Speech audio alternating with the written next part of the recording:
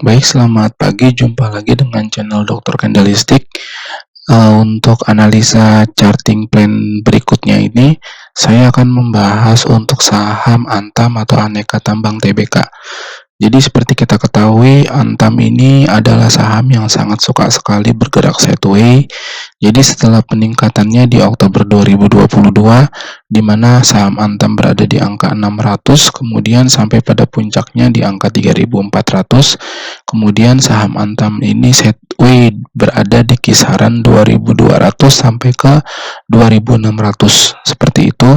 Pernah saham Antam ini turun lagi di 2022 menyentuh level angka 1.800, akan tetapi dia kembali pull up naik ke atas mencapai 3.000, lalu kemudian dia kembali turun lagi ke angka 1.600, kemudian dia sekarang ada di kisaran sideways di angka 1.800 sampai ke 2.400, seperti itu. Nah, kalau kita lihat volume perdagangannya, saya sudah gambarkan di sini. Kebanyakan berada di kisaran-kisaran di angka ini dan di angka ini. Jadi sekarang berada di level keduanya untuk volume perdagangannya di Antam di harga 2020. Nah, kalau misalnya sahamnya misalnya turun dari 2020 ke angka 1.800, itu pasti akan banyak konfirmasi untuk para trader itu akan melakukan posisi buy atau melakukan invest. Karena kalau kita lihat secara laporan keuangan Antam ini, laporan keuangannya itu dari total asetnya, dia selalu naik dari tahun ke tahun. Dari tahun ke tahun dia selalu naik, terutama di tahun 2023 yang menjadi fokus kita untuk melakukan trading. Lalu kemudian untuk mendapatkan Antamnya sendiri pun juga demikian, dia naik posisinya dibandingkan dengan 2022, dan laba bersihnya sendiri pun dibandingkan dengan 2021, 22, 23 ini Antam ini mengalami kenaikan. Akan tetapi beda dengan posisi 2020 ketika terjadi pandemi itu sempat minus ya. Nah, untuk EPS-nya sendiri sekarang Antam ini berada di posisi yang lumayan cukup tinggi di angka 70, lalu kemudian PER-nya sempat turun. Ini mungkin grafiknya ini mungkin ada yang namanya perubahan harga ya. Lalu kemudian untuk book value per sahamnya ini Antam ini di angka 1.100 kurang lebih, sedangkan posisi perdagangan sekarang ada di angka 2.000, seperti itu. Ini adalah analisa-analisa dari sisi fundamental. Nah, lalu kemudian bagaimana dengan analisa chartingnya sendiri? Sebelum saya lanjutkan, saya ingin memberitahukan disclaimer bahwa saya tidak merekomendasikan untuk membeli atau menjual saham Antam ini ya.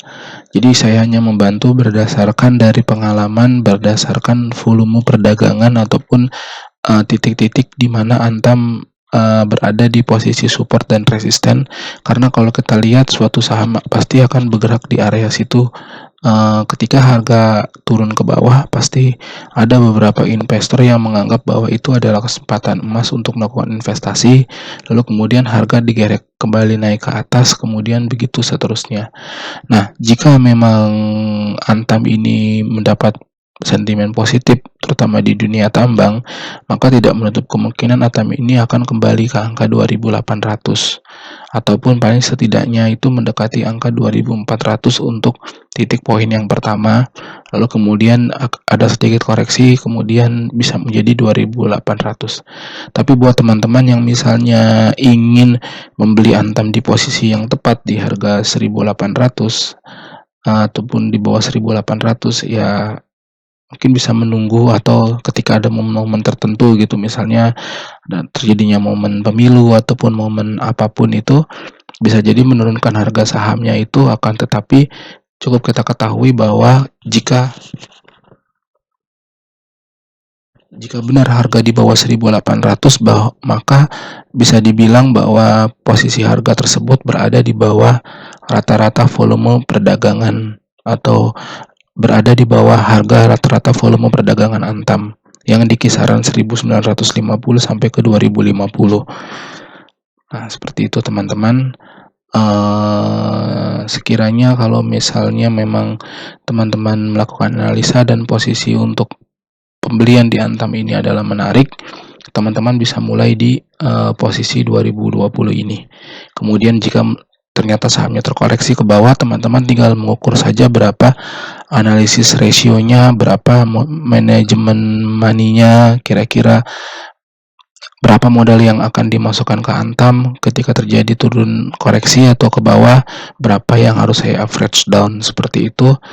Jadi di sini saya hanya membantu untuk trading secara charting, untuk trading mengenai planning mengenai uang, mengenai berapa modal yang saya taruh, berapa average dan yang bisa saya terima, kerugian yang bisa saya dapat, kerugian yang saya bisa tahan, keuntungan yang saya akan dapat, seperti itu. Teman-teman bisa melakukan analisa sebelumnya. Jadi sukses atau tidaknya sebuah trading itu harus dilakukan analisa terlebih dahulu. Tanpa analisa, maka kita sebagaikan orang buta yang berjalan di kegelapan ketika kita melakukan trading. Kita tidak bisa menentukan di mana posisi kita untuk buy dan di mana posisi kita untuk mengambil keuntungan. Seperti itu, terima kasih, selamat pagi.